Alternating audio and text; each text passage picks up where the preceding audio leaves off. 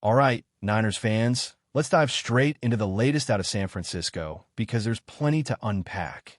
The big news hitting the faithful is about roster adjustments and how the team is preparing to deal with the absence of their superstar pass rusher. As expected, there's no such thing as replacing Nick Bosa with a single player. That guy is one of one, the heartbeat of the defensive line, and when you lose that kind of presence, it takes a collective effort to even begin filling the gap. But the Niners aren't standing still, and some fresh moves have been made to try to spark this defense and keep the train rolling through what has already been an interesting start to the season. The first shift came with safety Derek Canteen, the undrafted rookie who had a solid camp and flashed some good moments in the preseason. The team decided to let him go from the practice squad. Now, don't be surprised if he makes his way back, because the coaches clearly liked his potential as a developmental player. It's one of those moves you see all the time, where a young guy gets released and then quickly re-signed once roster math works itself out. More importantly, the headline move here is about defensive end Robert Beal. After spending time on the practice squad, Beal has officially been promoted to the active roster, and this is where things get really interesting.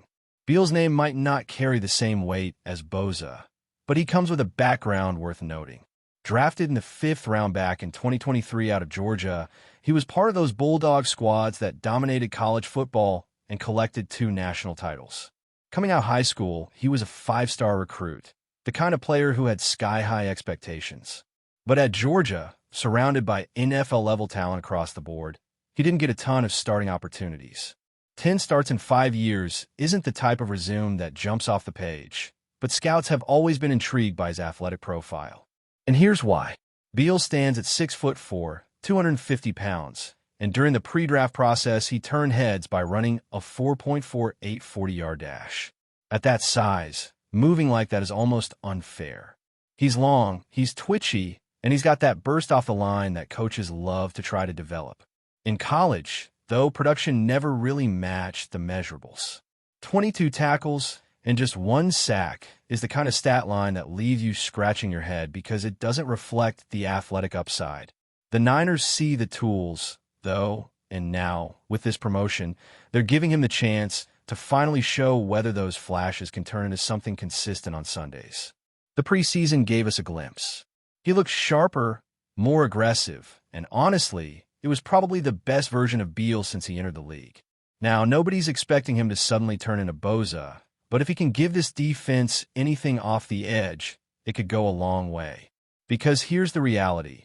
Without Bosa collapsing the pocket every snap, this defensive front has to manufacture pressure. That means Robert Saleh and his staff will need to get creative with blitzes, stunts, and alignments. It means asking more from every player along the line. Beal doesn't need to be a superstar. He just needs to contribute, and that alone would be a big win. Now, zooming out, there's chatter across the league about what the Niners might do leading into the trade deadline.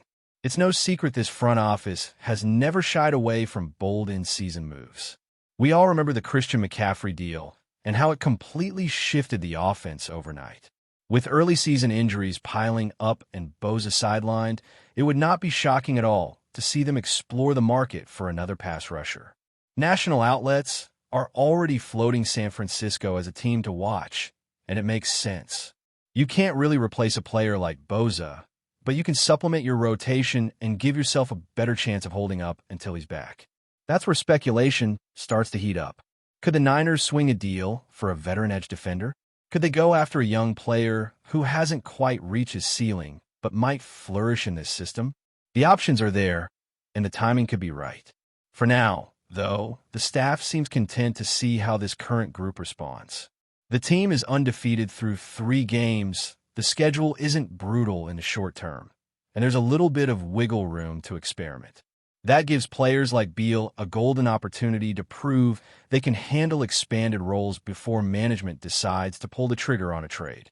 In the meantime, the defensive strategy will need tweaking.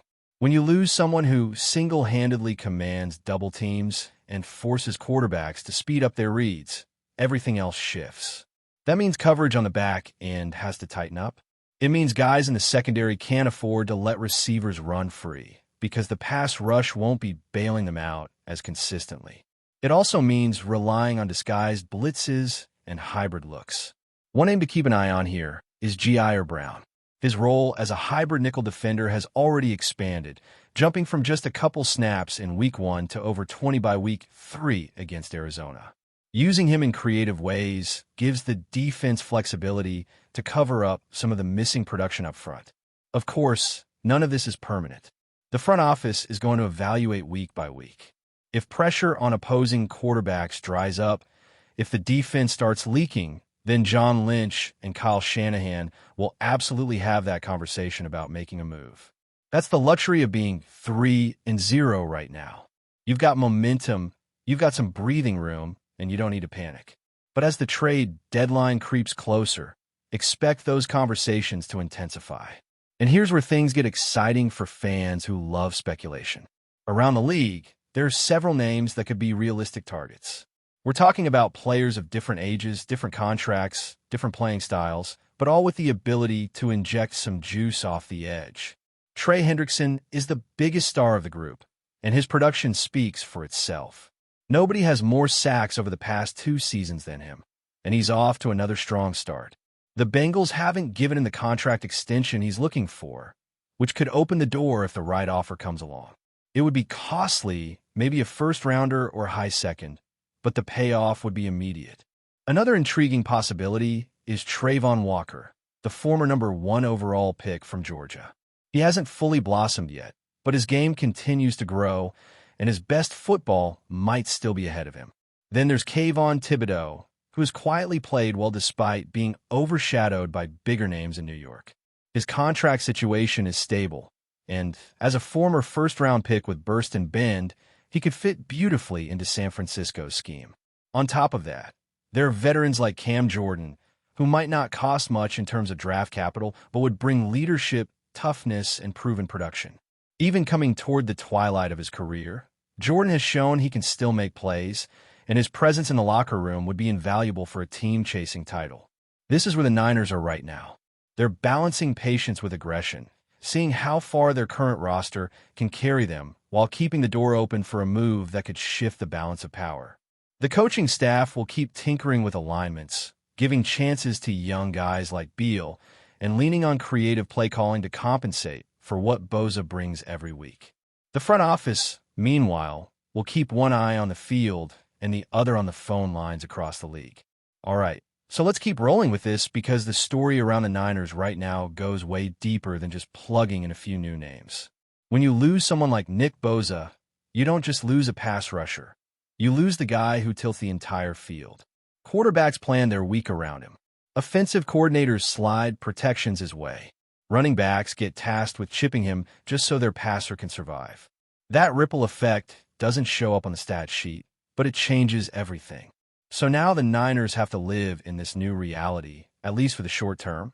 And the question becomes, can they manufacture enough chaos up front to keep opposing offenses uncomfortable? Robert Beal stepping into this role is fascinating because he's the perfect example of untapped potential. He's got the frame, the wingspan, the rare speed, but he hasn't put it all together. Sometimes it's about opportunity, and for him, this is it. There's no hiding anymore. Every snap he plays will be magnified because the team desperately needs production. If he can just disrupt the pocket, force a quarterback off his spot, or collapse one side of the line, it'll give the rest of this defense a fighting chance. The Niners aren't asking him to be a star. They're asking him to be serviceable, consistent, and opportunistic. But let's be honest, this defense has the personnel to still be elite, even without Bosa. Look at the linebacking core. Look at Fred Warner and Dre Greenlaw, who are 2 of the most physical and instinctive players in the game. They have the range to cover sideline to sideline and the smarts to sniff out plays before they even develop. When the pass rush takes a hit, those linebackers become even more valuable. They can blitz, they can disguise coverages, they can clamp down on tight ends and running backs to give his secondary a little cushion. Then you add in the creativity of Robert Saleh, who is already starting to mix things up with disguised blitzes, twist stunts, and hybrid looks. The challenge is clear, but so is the path forward. Win by committee, trust the scheme, and make offenses uncomfortable in ways that don't rely on just one superstar. And this is where the trade rumors get really juicy. Because if you know anything about the Niners front office, it's that they're not afraid of a blockbuster. Remember when people laughed at the idea of them giving up significant assets for Christian McCaffrey? That move transformed the offense overnight. They don't hesitate when they see a chance to upgrade. So with a little extra cap space and some tradable draft picks, you have to wonder if they're gearing up for something similar on the defensive side. Imagine Trey Hendrickson lining up opposite of Bosa once he's back. That's two relentless pass rushers crashing in on quarterbacks every down. Hendrickson is durable, he's productive, and he's hungry for a new contract. He might be expensive, but he's the kind of player who could immediately raise the floor and ceiling of this defense. Or picture Trayvon Walker, a guy who's still learning but has freakish athleticism and a pedigree that screams potential. Put him in a system where he doesn't have to be the guy right away, and suddenly you've got a monster developing quietly while the rest of the defense holds things together. And don't sleep on Kayvon Thibodeau either. He's one of those players who thrives when used creatively, and in San Francisco, creativity is the norm. He's already shown flashes of dominance against the run and has been steadily improving as a pass rusher. Pairing him with Saleh's scheme could unlock a version of Thibodeau we haven't fully seen yet. Then you have Jalen Phillips, who's coming off an Achilles injury but has all the traits of a future star. He's quick, powerful, and disruptive, and even though you worry about the injury history, he's proving that he can bounce back. Cam Jordan, though, is the name that really sticks out. Sure, he's older, but his resume is undeniable. Over a decade of consistent production, Pro Bowls, All-Pro nods, and the respect of every offensive lineman he's ever lined up against. Even now, he can still get after the quarterback, set the edge, and bring that veteran leadership every contender craves. For a locker room already stacked with leaders, adding a future Hall of Famer could give them even more stability. He wouldn't cost nearly as much as some of the younger stars, and sometimes that's exactly the type of move that makes sense mid-season. What this really comes down to is timing. The team is 3-0. The defense has looked solid so far, and the schedule gives them a little cushion to test things out. That means they don't need to rush into anything just yet. They can let Beal and the rest of the depth chart show what they've got, see how the scheme adjustments play out, and then decide if the trade market is worth exploring. But if the defense stalls and quarterbacks start looking way too comfortable in the pocket, expect the front office to pounce. But before we dive in, don't forget to subscribe to 49ers Zone and hit the like button on this video. Your support helps us keep bringing you the latest updates on the San Francisco 49ers. And don't forget to share your thoughts on the news in the comments below.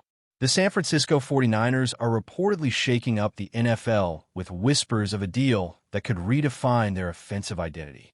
Rumors are swirling that the team has struck a deal with wide receiver Xavier Worthy. An insider suggests this move could instantly transform the 49ers into the fastest offense in the league. While official confirmations remain elusive, the buzz across the league is impossible to ignore. Worthy, a dynamic playmaker known for his blazing speed and route precision, has been on the radar of several franchises, but sources close to the 49ers claim San Francisco has quietly secured his services. If true, this could add a dimension to the 49ers' attack that opponents might struggle to contain. The combination of Worthy's speed with the team's existing arsenal of talent could see defensive coordinators scrambling for answers on Sunday afternoons. Analysts speculate that Worthy's arrival might push the 49ers toward a more vertical passing game, stretching defenses and opening up lanes for both the running game and short, quick passes. Fans are already buzzing on social media, imagining deep bombs and highlight reel catches at Levi's Stadium. Could this be the piece that elevates San Francisco from perennial contenders to undeniable favorites? Only time will tell, but the rumor mill isn't slowing down anytime soon. Even more intriguing are the whispers about how this signing might affect the rest of the league. Teams in the NFC West could find themselves forced to rethink defensive schemes, and the competition for explosive receivers could escalate. The question on everyone's mind, just how fast can this offense get? With Xavier Worthy reportedly in the mix, it might be safe to say faster than anyone expected. Stay tuned.